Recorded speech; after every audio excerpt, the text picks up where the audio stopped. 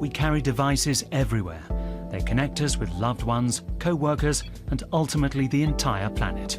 This new digital landscape is filled with people trying to monitor these activities and figure out exactly what we're doing on our devices. Do you use a phone?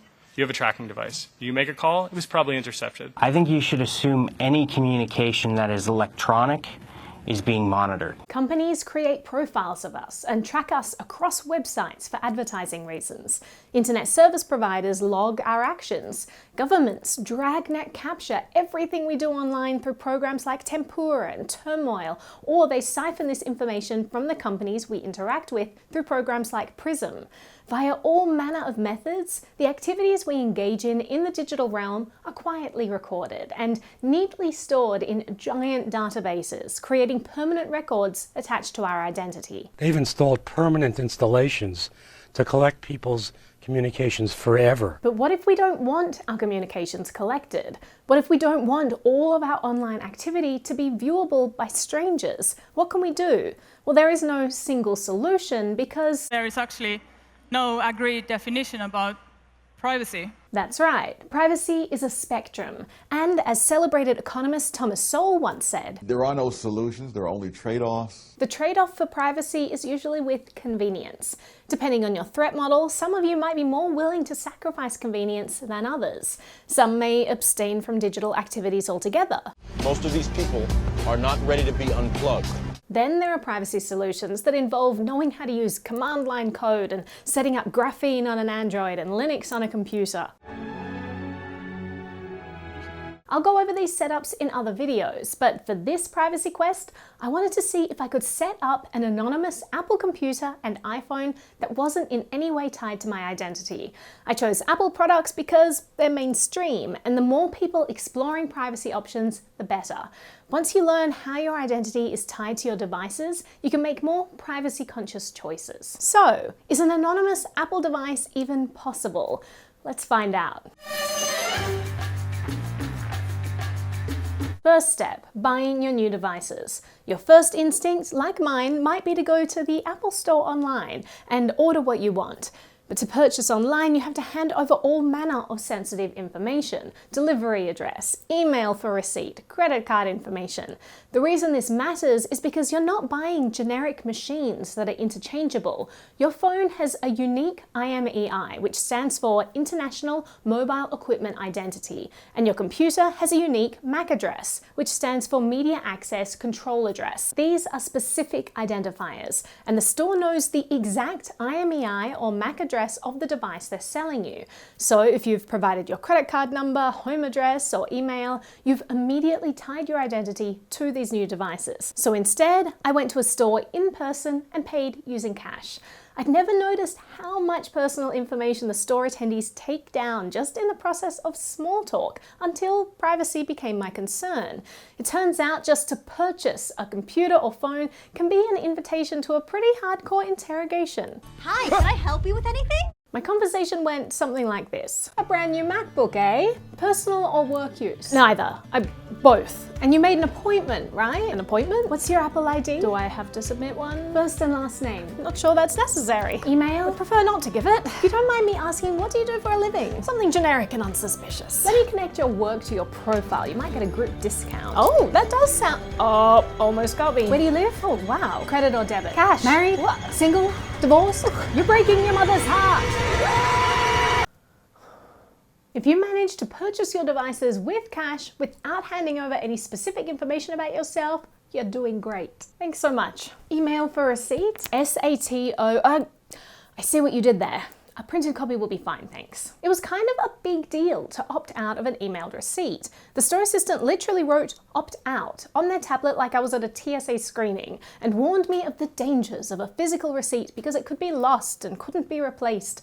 They really do try their darndest to tie these devices to you somehow. Now let's go back to the idea of privacy as a spectrum. For the more hardcore privacy folk, you might be concerned about the cameras in store and the cameras in the parking lot that can see your license plate. The average American is caught on camera 238 times each week. Or you might be concerned that your old phone is in your pocket, pinging Apple's Wi-Fi and telling them who has entered.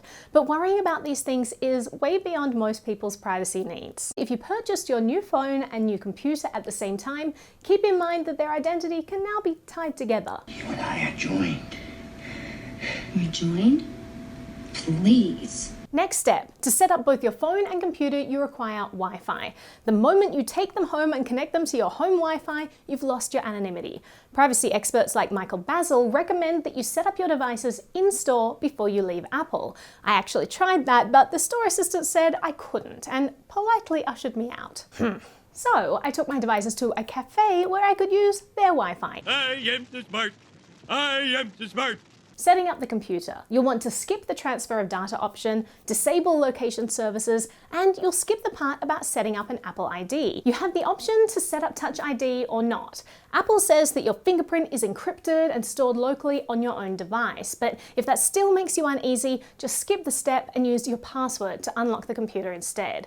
Turn on File Vault disk encryption, which makes the content of your device more secure, and then we get to iCloud. iCloud backups are not encrypted. Apple had fully intended to add end-to-end encryption for iCloud, but in 2018 abandoned the plan because of the FBI's persuasive skills. Not their greatest moment. This means that all the contents of your device are fully accessible via these iCloud backups, including texts from iMessage, WhatsApp, and other encrypted services. So make sure the box Store Files from Documents and Desktop in iCloud is not selected. Next, disable Siri. Siri records Apple users when they have sex, when they're talking to their doctors, and when they engage in illegal activity like drug deals. According to Apple's user agreement, by using Siri, you agree and consent to Apple's and its subsidiaries and agents' transmission, collection, maintenance, processing, and use of this information, including your voice input and user data. It's probably better not to have a device listening to what you say at all times. One thing you might want to consider is setting up a VPN, which is good for protecting your data over public Wi-Fi, but it can also help hide your IP address if you wanted to use it at home by routing your traffic via someone else's server.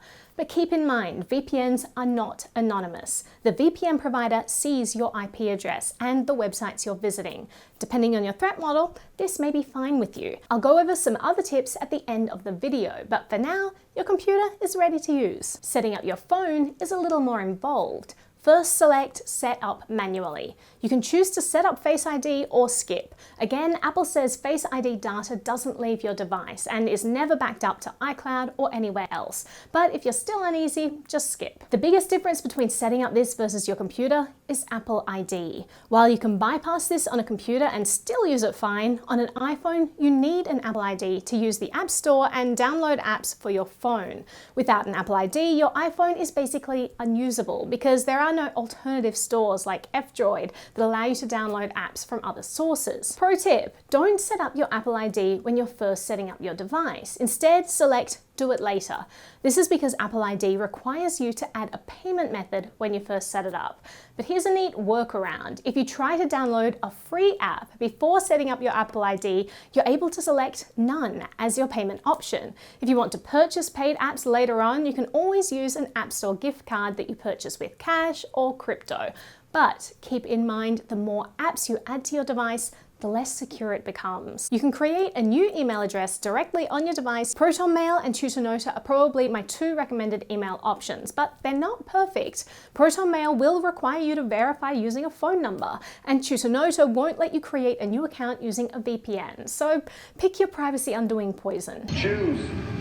Pick your poison. Just keep in mind that sending emails to and from your existing addresses would link this new address to you. You also have to provide a phone number. Ugh. Unfortunately, there's no way around that. I tried half a dozen different burner number websites but got an error each time saying number used too many times. So I bought a new prepaid SIM using cash and activated the SIM on the new phone itself over the cafe Wi-Fi. The problem with using cash for prepaid SIMs is you can't just automatically renew it, add credits, or top up with ease. These are the trade-offs with convenience that privacy advocates have to balance again and again. But your new SIM should work fine for your Apple ID. You'll also be required to add a billing address, regardless of whether you only choose to download free apps. But it turns out that writing NA or gobbledygook in every field works fine. You just need a zip code that actually exists, and you're golden. Voila! 2 new devices that are not attached to your identity. Now, some important things to remember. If you log into an existing account on your new device, you've undone your privacy. If you connect to your home Wi-Fi and visit websites in the clear, you've undone your privacy. And you may not realize that previous Wi-Fi connections could become a fingerprint for your device. Ever wondered how your phone knows to automatically connect to your home Wi-Fi when you get home? It's because it's constantly trying to ping that home Wi-Fi whenever your Wi-Fi is turned on, no matter where you are. Now think of all the networks that your phone connects to automatically. Your work, your friend's house, that conference you went to once. Your phone travels around constantly pinging out that entire list until it eventually gets in range of one of them. That's a unique identifier for your phone. Forget all networks after using them and deselect Connect Automatically for each one. You should also turn off your new devices when you leave the cafe. As hardware security expert Bunny Huang once explained to me, inside of an iPhone you have several radios, you have like Wi-Fi and GPS and cellular and Bluetooth and all these different things. Your phone constantly beams out all kinds of radio signals that can be an effective way to identify you. And finally, another privacy tip is to only have one device turned on at a time. Let's say that every time your new phone is turned on, it detects your own phone nearby, which is also turned on. This can be a way to tie that new device to your existing one. The same goes if you're traveling in a car and have both devices turned on. If they're traveling to all the same places at the same time, it's a way to tie their identities together. So keep your new devices off when you're home and just use one device at a time.